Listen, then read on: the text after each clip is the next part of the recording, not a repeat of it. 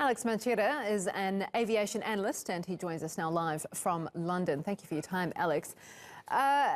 First off, how was such a miscalculation or accident, whatever you want to call it, how was it able to happen? Well, this was a runway excursion, so this was a safe landing, but then once the aircraft touched down and slowed down, so this is the part of the flight where it's particularly noisy because of the reverse thrust, because the aircraft is braking pretty hard to slow down. We know it then veered off to the left, and because of the geography of this airport, it ended up falling down the slope and then kind of coming to a resting period half on the slope, facing down just a few meters away from the Black Sea. So quite dramatic photos that you can see on the screen. And runway excursions are particularly rare, but at the moment the investigation is open and they'll be looking at all sorts of things from the stability of the approach, so just before the landing, to the contamination of the runway. Perhaps it was covered in ice, which contributed to some icy conditions on the runway, which perhaps caused the aircraft to slip. Anyone who flies regularly in Turkey would know that Pegasus is a low-cost airline, extremely low cost. Does that is that a factor in this, do you think?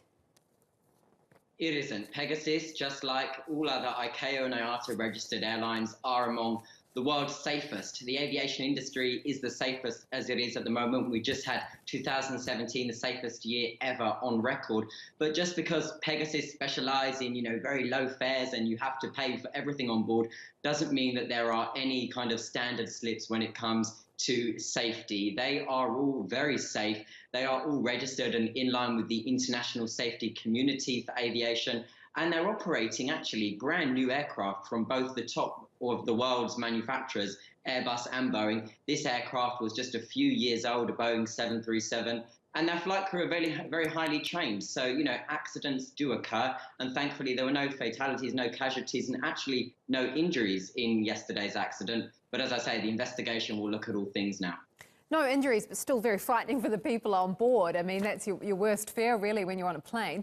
One of the women there said, she was scared that the plane might have caught fire. Is it unusual, what happened in this instance, that it appears the plane has literally just slid off the side of the bank and nothing else has happened?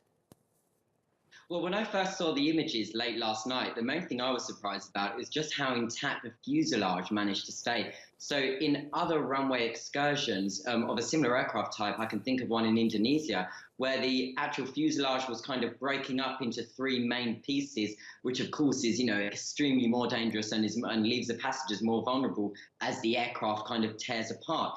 In this scenario, the aircraft did stay completely intact. Everything was fine.